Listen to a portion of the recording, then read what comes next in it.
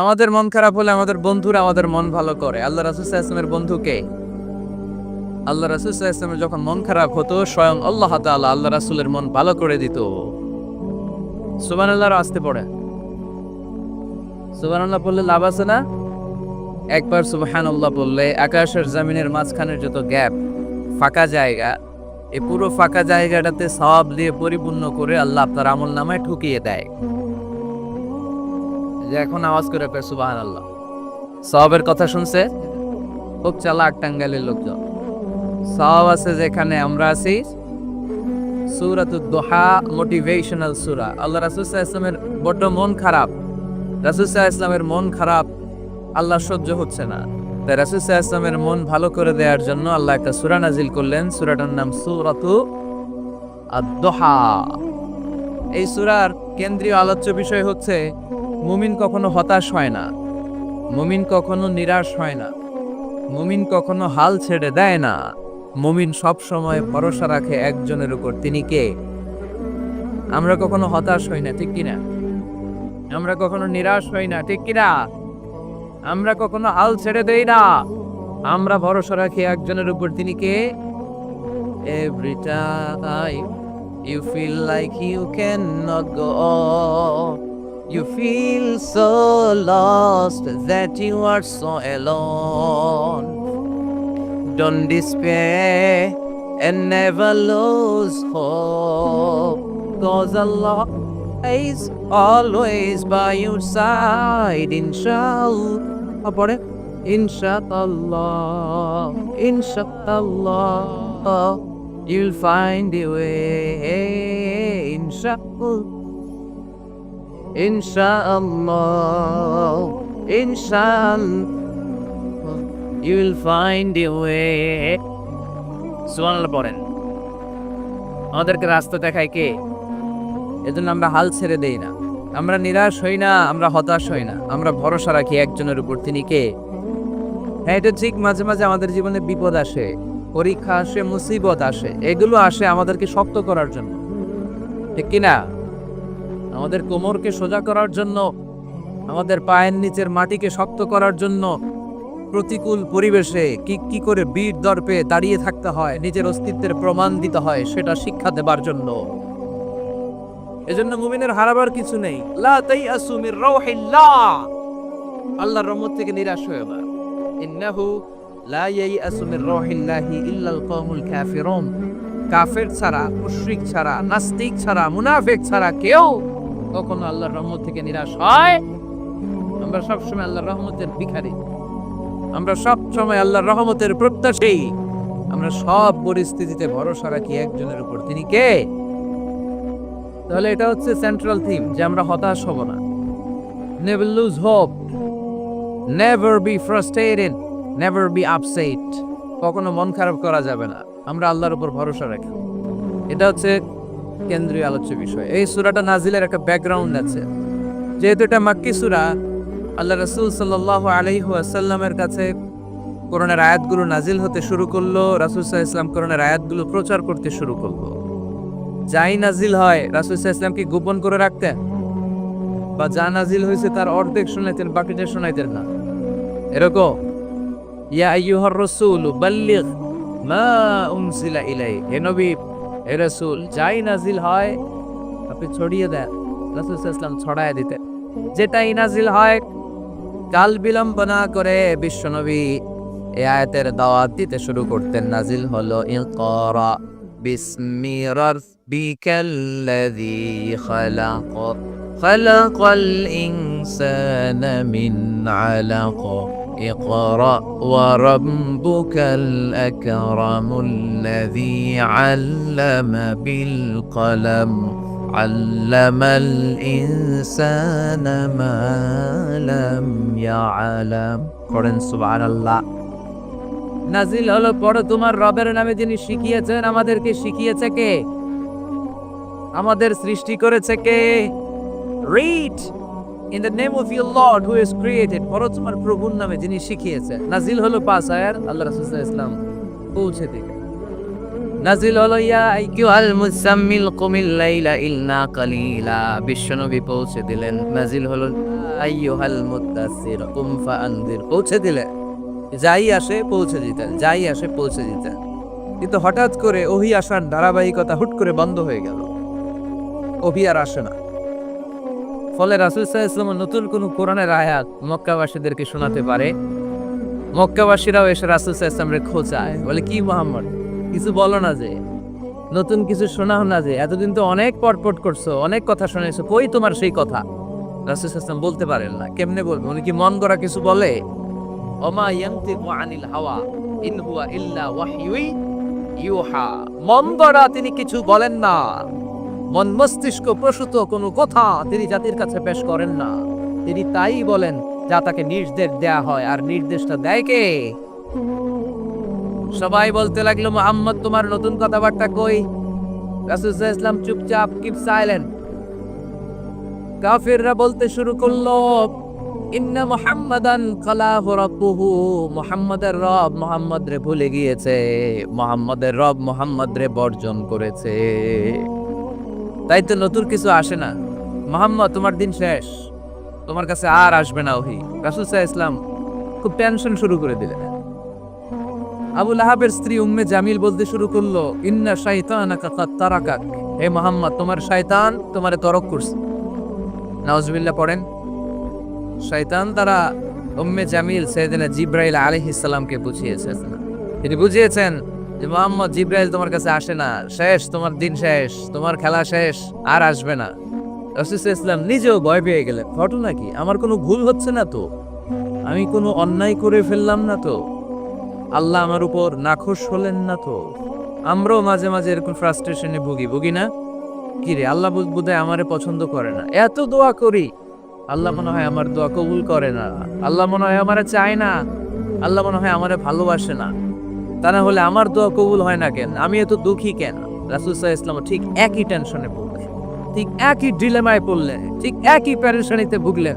কি রে, ওহী নাজিল হয় না কেন? আমাকে নিয়ে কাফির মুশরিকরা বেদিনরা ঠাট্টা বিদ্রুপ করে, উপহাস করে, কিন্তু আল্লাহ তাআলা কোনো ওহী নাজিল করে না। ঘটনা কি, আমার ভুল হলো না তো? আমি কোনো অন্যায় করে ফেললাম না তো? আল্লাহ আমার উপর নাখোশ হলেন না তো? টেনশন। রাসূল সাল্লাল্লাহু আলাইহি ওয়াসাল্লাম টেনশনে ভুগছেন। ইন দ্য মিন টাইম আল্লাহ রাসূল সাল্লাল্লাহু আলাইহি ওয়াসাল্লামের টেনশন দূর করে দিয়ে, আল্লাহ রাসূল সাল্লাল্লাহু আলাইহি ওয়াসাল্লামের মন ভালো করে দেওয়ার জন্য এই সূরা দোহা নাজিল করলেন কে?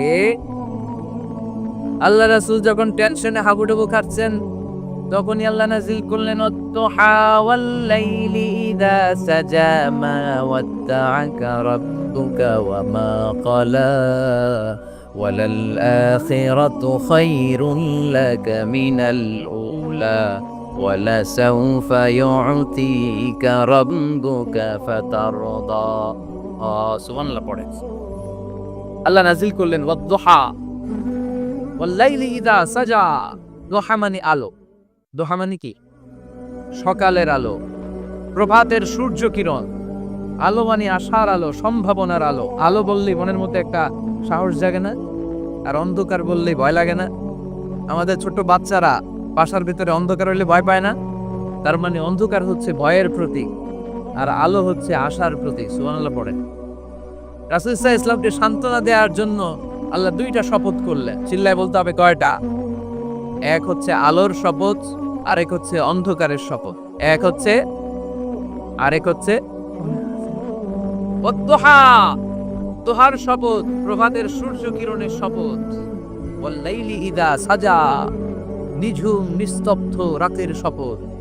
আল্লাহ তাআলা আলো আর অন্ধকারের শপথ দিয়ে মূলত ওহী আশা আর না আশাকে বুঝিয়েছেন। সুবহানাল্লাহ পড়েন। আলোকে আল্লাহ তাআলা ওহীর উপস্থিতির সাথে তুলনা করেছেন, অন্ধকারকে রাব্বুল আলামিন এই সূরার মধ্যে ওহীর অনুপস্থিতিকে বুঝিয়েছেন। আল্লাহ বুঝাতে চাইলেন, নবী আমি আপনারে ভুলি নাই। কেমন করে আমি আপনারে ভুলি? আপনি আমার হাবিব, ঠিক কি না? আপনি আমার খলিল না, আপনি আমার হাবিব। খলিল মানেও বন্ধু, হাবিব মানেও বন্ধু। ইব্রাহিম আলাইহিস সালাম ছিলেন খলিল, আর আল্লাহ রাসূল ছিলেন হাবিব। খলিল বন্ধু, হাবিব বন্ধু, কিন্তু খলিল মানে এমন বন্ধু যে বন্ধু আল্লাহরে খুশি করার জন্য কাজ করে, আর হাবিব মানে এমন বন্ধু যেই বন্ধুরে খুশি রাখার জন্য আল্লাহ নিজেই কাজ করে। কি কাজ করলেন হাবিবরে খুশি রাখার জন্য আজকে সব আমরা শুনব। আল্লাহ বললেন ওয়াদ-দুহা ওয়াল-লাইলি ইযা সাজা, আলোর শপথ, অন্ধকারের শপথ। দোহা মানে আলো, প্রভাতের আলো। আলো দিয়ে আল্লাহ বুঝাইলেন এটা হচ্ছে ওহী। আর ওয়াল-লাইলি ইযা সাজা, রাতের শপথ দিয়ে বুঝালেন এটা ওহীর অনুপস্থিতি। আল্লাহ বুঝাতে চাইলেন নবী ওহী আসা না আসা দুইটাই আপনার জন্য দরকার। আমি আপনারে ভুলি নাই, আমি আপনারে বর্জন করি নাই, অসম্ভব। আমি আপনার উপর বর্ষা হই নাই, রাগ হই নাই। আমি ইচ্ছা করেই আপনার একটু বিশ্রামের সুযোগ দেওয়ার জন্য ইচ্ছা করে ওহী পাঠানো বন্ধ রেখেছি। কারণ ওহী রিসিভ করা সাধারণ কোনো বিষয় না। আল্লাহ বলেন ইন্না সানুলকি আলাইকা কওলান সাকিলা। ও নবী, এটা একটা ভারী বাণী, এটা শক্তিশালী বাণী, এটা একটা পাওয়ারফুল মেসেজ। এটা যেন তেন কোনো বাণী নয়, কোরআনের বাণী কার। সবসময় যদি নবী আমি ওহী পাঠাই আপনার কষ্ট হয়ে যায়। আমরা সপ্তাহে সরকারি চাকরি যারা করেন 7 দিনে কাজ করেন কয়দিন? হ্যাঁ, 5 দিন। ছুটি কয়দিন? তো পুরা সপ্তাহ 7 দিনে যদি কাজ থাকতো করতে পারতেন? কথা বলেন। আবার 7 দিনে যদি ছুটি থাকতো ভাল লাগতো?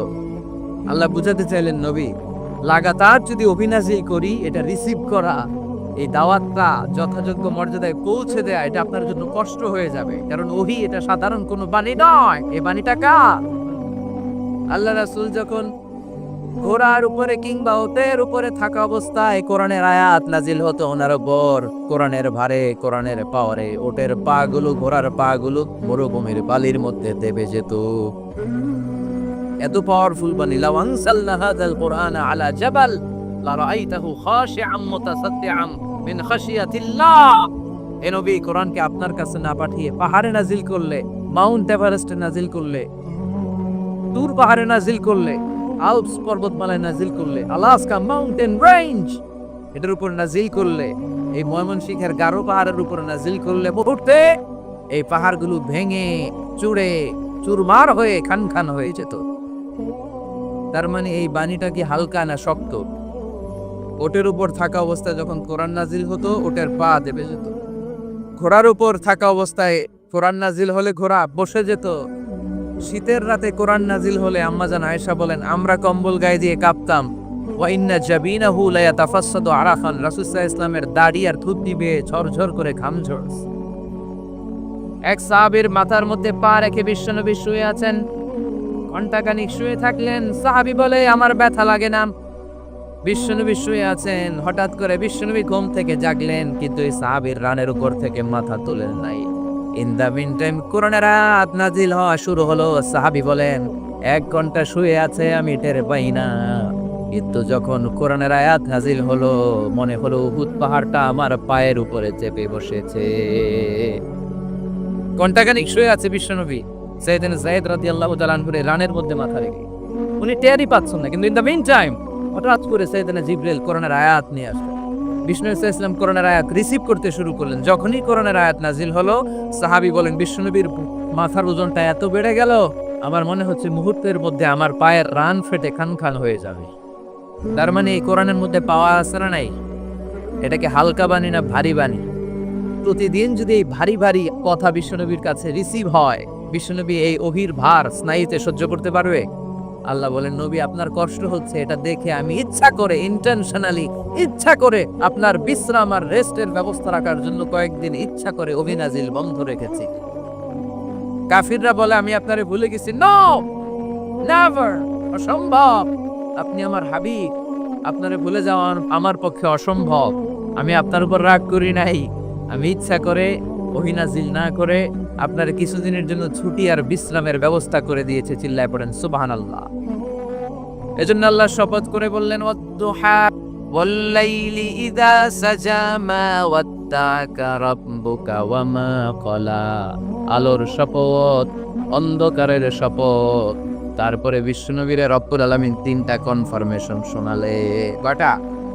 প্রথমে 2টা ওফ, মানে 2টা শপথ, তারপরে 3টা কনফার্মেশন, তারপরে 3টা রিমাইন্ডার, এন্ড ফাইনালি 3টা ওয়ার্ক প্ল্যান, মানে কর্মসূচি। বাংলায় বললে প্রথমে আল্লাহ 2টা শপথ করেছেন, তারপরে দুইটা কনফার্মেশন করেছেন, মানে আমি আপনাকে কনফার্ম করলাম যে এগুলো আমি আপনাকে দেব।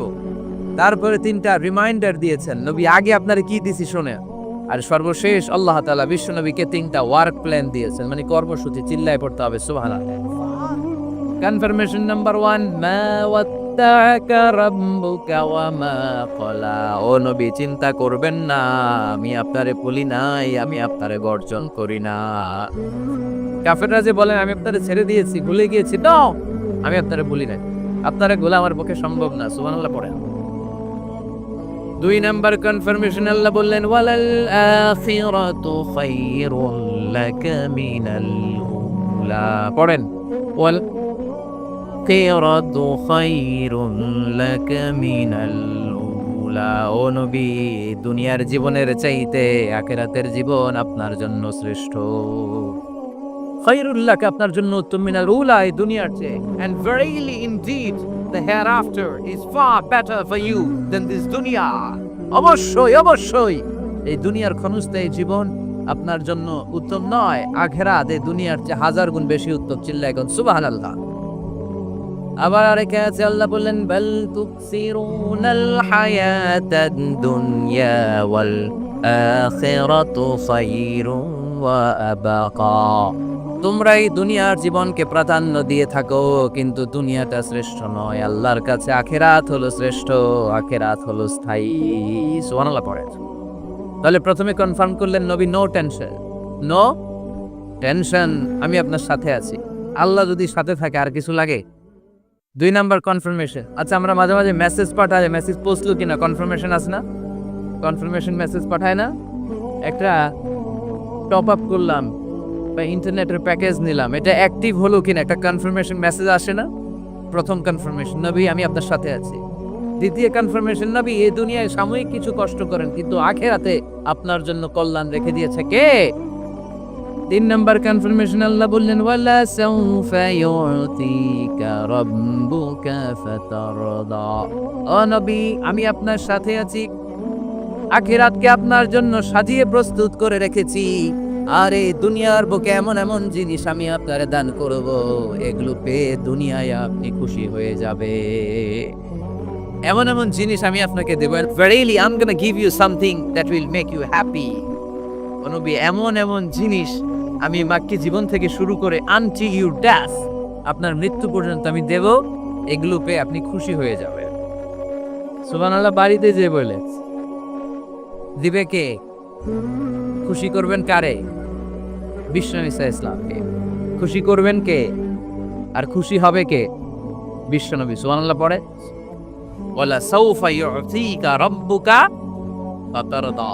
নবী, এমন এমন জিনিস আমি আপনাকে দেব, আপনার এই পেরেশানি, দুঃখ, কষ্ট আপনার থাকবে না। কখনোই আমি আপনার মন খারাপ হতে দেব না। যখনই আপনি চিন্তিত, যখনই আপনি টেনশনে আছেন, যখনই আপনি পেরেশানিতে আছেন, এমন নাজ নেয়ামত আর ও সন্দেহ আপনারে শোনাবো, সুখের সংবাদ শোনাবো, ওই সংবাদ শুনে আপনি নবী খুশি হয়ে যাবে। তার মানে নবীর মন ভালো করার দায়িত্ব নিছে কে? কি? আল্লাহ পাইছি আমরা। বিশ্বনবীর মন খারাপ, তখনই আল্লাহ অ্যাক্টিভ, তখনই আল্লাহ নেয়ামত পাঠায়। কিভাবে বিশ্বনবীর মন ভালো করেন আল্লাহ?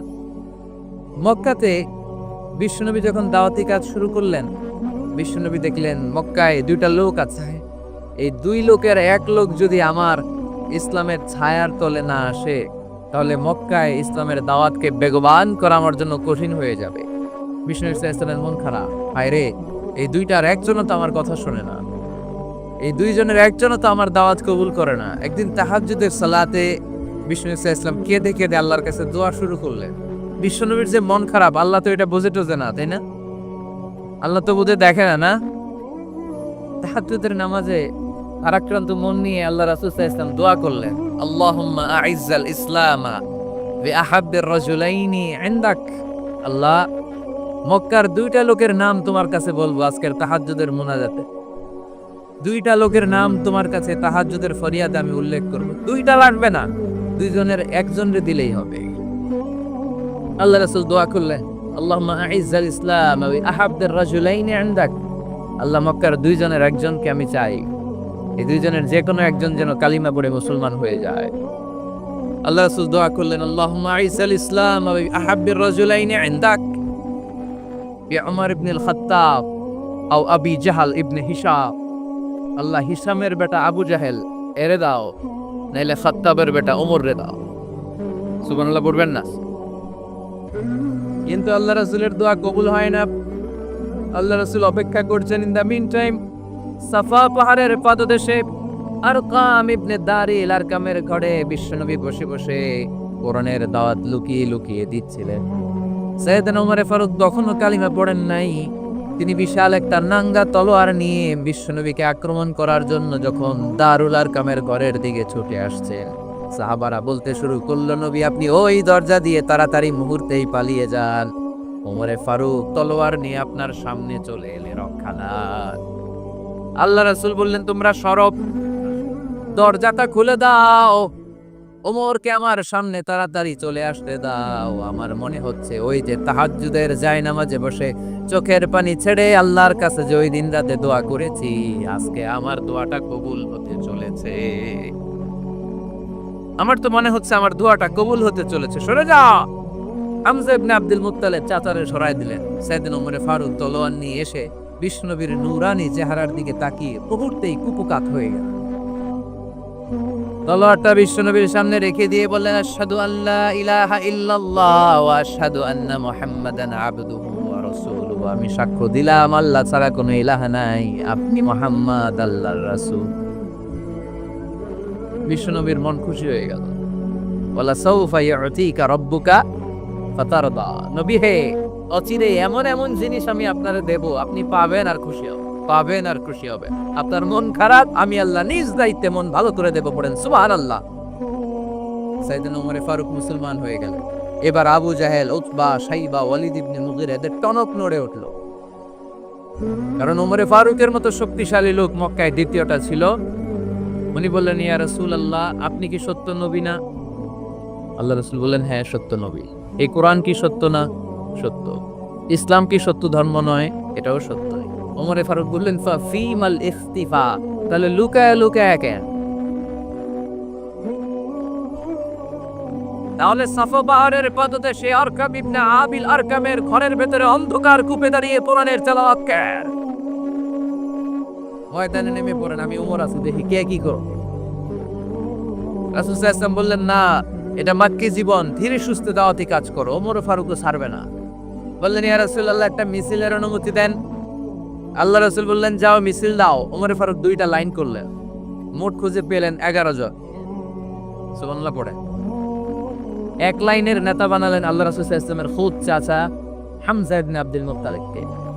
আর আরেক লাইনে উনি দাঁড়ালেন 6 জন 6 জন 12 জন, উনি সহ 12 জন, 12 জনের মিছিল। সুবহানাল্লাহ পড়বেন না? তো মিছিলের সামনে দাঁড়িয়ে উনি একটা ছোট্ট এক বাক্যের ভাষণ দিলেন।